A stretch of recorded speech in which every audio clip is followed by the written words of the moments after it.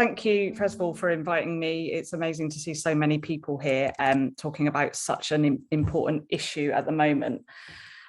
So to kick off, I'm going to talk about some of the main issues that are being faced by people who've fled Afghanistan who have arrived in the UK, but I want to put it in the wider context of the broader asylum and immigration system.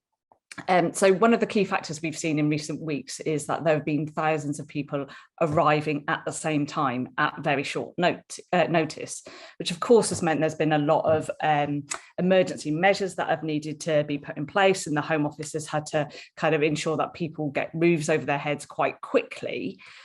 But I want to kind of, highlight to everyone that it's important to note that many of the issues that will be faced by this group who arrived over the last few weeks and will be shared by other, refugees and people seeking asylum from other countries. And, so it's not really related to the speed of arrival or the number of people coming. So obviously I can't cover everything in 10 minutes. So I'm going to focus on a few key things. The first will be around accommodation. I'll talk a bit about family reunion, asylum decision-making, the upcoming nationality borders bill, and then sort of end with, okay, so what does that mean for us and what can we do to support people? I'll really try to stick to time, but you'll need to wave at me. So first of all, people have been, what we've heard around a lot over the last few weeks in the media, particularly as well, in terms of issues that people are facing, is the experiences of people who are being placed in hotels whilst quarantining. And we know now that actually once those quarantine ends, then people are likely to be in bridging hotels for a while before going into more settled accommodation. What has happened really is people have arrived into a kind of context where there was already significant pressure on the accommodation system within the asylum process. And I recognise that those who are coming through the Afghan Relocations and Assistance Policy Scheme, the ARAP scheme for short, will not be in the asylum system, but they are being supported by the Home Office at the moment, and all of these things sort of interrelate. So we know that lots of people are in hotels, and putting people in hotels has been something that the Home Office has done for quite a while. And since the start of the pandemic, this increased. And this was partly due to those who were waiting for decisions on their asylum claim, if they've got a positive decision or a negative decision, they weren't being evicted from their asylum accommodation. And this was something we supported. We didn't think anyone should be evicted in the middle of a pandemic. But what that did was create pressure on the system because there wasn't enough accommodation for people to stay in. So the Home Office started to look for alternatives, or the accommodation providers that they contract, and therefore started to use hotels in many different towns up and down the country, towns and cities. So for a long time, the Refugee Council and others who have been working with people in hotels have noticed significant problems with the support that people were receiving. And on the basis of this work, back in April, we published a report highlighting some of the problems that we were seeing. So these included people routinely lacked basic essentials, such as shoes and coats, and because they had so few items of clothing, because they're in hotels which wouldn't have laundry rooms or washing machines, and they were reliant on people to take away their clothes for washing, and therefore would often end up confined in their room for sometimes days whilst waiting for their only set of clean clothes to come back to them. People were left unable to access even basic healthcare, register with GPs and things, even if they had complex health needs. They didn't have any access to cash, which meant they couldn't buy even little things like plasters, paracetamols, umbrellas, combs, notebooks, pens, things that aren't luxurious, but that people needed.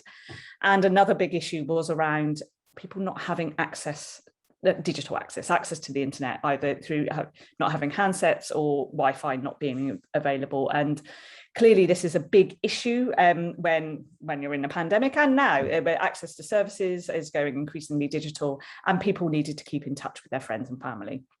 So we published this report highlighted the problems, made recommendations, shared this with the Home Office and discussed it with them, parliamentarians and the media, and said these are the things you need to put in place.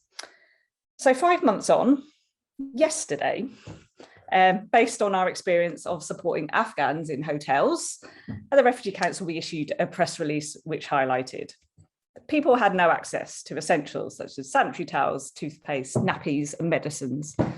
People had no access to cash, and we knew that they didn't have some for extended periods, sometimes up to 2 weeks.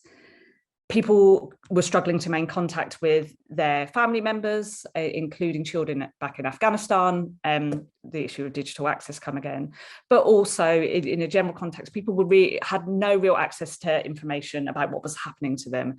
There wasn't an induction pack routinely given to people, and they really had little understanding of the process.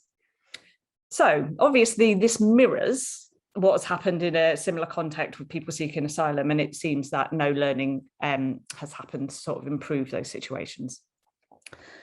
So moving on to the next issue, one of the key concerns that people from Afghanistan are saying to Refugee Council staff immediately, as soon as they come into contact with us, is raising concerns about the safety of their family and friends back in Afghanistan. Now, this is the case often the case with all different nationalities who receive support, but there's something particularly acute at the moment due to the speed of what's happened over the last sort of 5 to 6 weeks.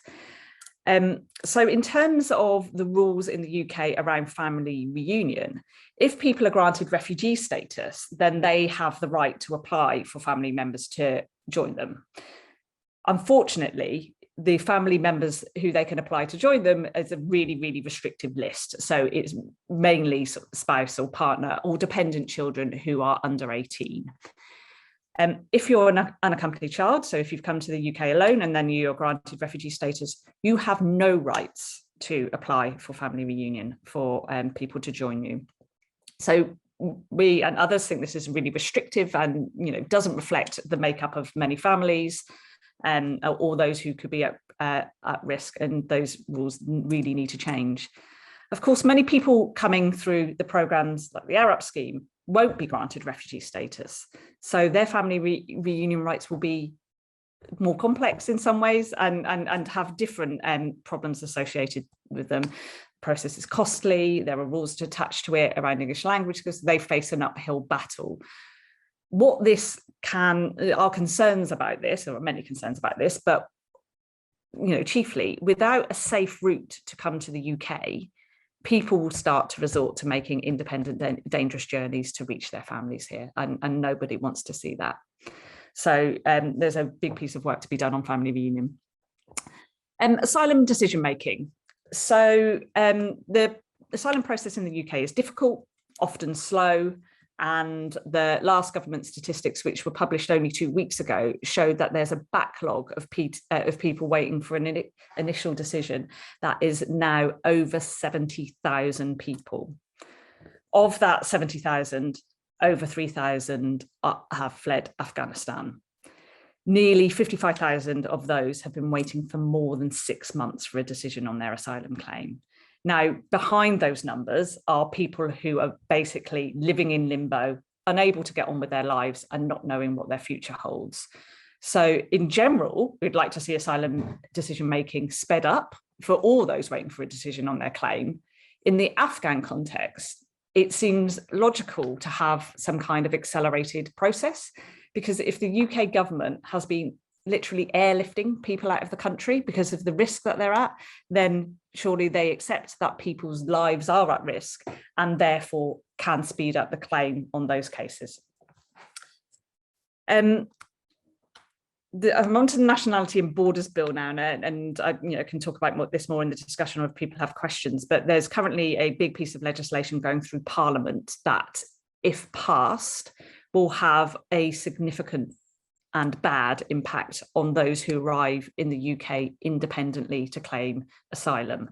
So under this new bill, anyone arriving from Afghanistan or elsewhere who was not part of a formal evacuation process or formal resettlement scheme or through family reunion could be prosecuted and sent to prison for entering the country unlawfully.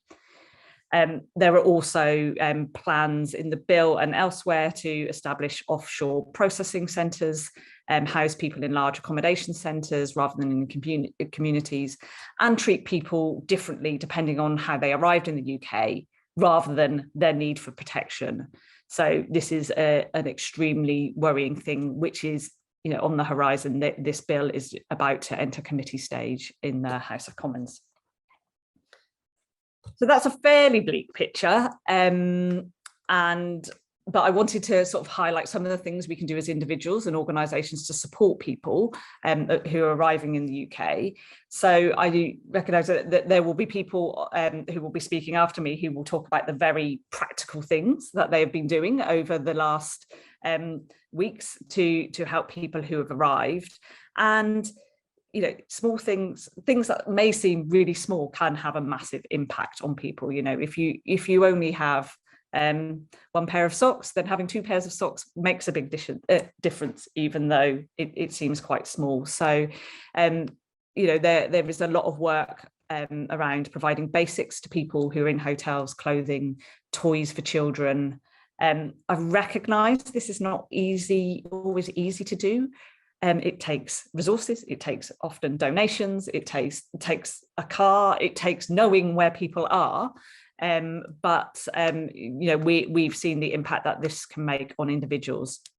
But beyond this sort of crisis moment in these coming weeks, you know, the road to integration and settlement in the UK is a long one, and people will need you know, support in the long term to feel welcome in our communities. So we can do sort of more longer term things. Initially, at the moment, people are waiting in bridging hotels because there haven't been enough places offered by local authorities to put them into more permanent housing. So the government will provide funding to local authorities to resettle and to support people in the communities, although I do recognise there's an issue around housing costs, which can be a challenge. So, but there's scope for people to talk to their local authorities about, you know, what are they planning to do? Could they take on a few families, and how you can get that support around people. I think local authorities have learned to overcome some of the barriers with funding, sometimes quite creatively, and will often respond better to local residents calling for this than central government. There's a role for many in supporting those who settle in the community in the long term: mentoring, buddying schemes, conversation clubs, social activities, all of those softer things that make people feel welcome and included and supported. There's also opportunities to argue against some of these policies that I've talked about that will make things extremely difficult in the UK. So those interested in trying to broaden the refugee family reunion rules can support the Families Together Coalition, and I'll put a link in the chat. There's a big rally being held on the 20th of October outside Parliament to resist the Nationality and Borders Bill. That more details will be emerging in the coming weeks, so look out for that. And we want as many people there making as much noise as possible. And you could also join the Together with Refugees campaign and coalition, who are calling for a kinder, fairer and more effective approach to supporting refugees in the UK. And I will also put a link to that in the chat.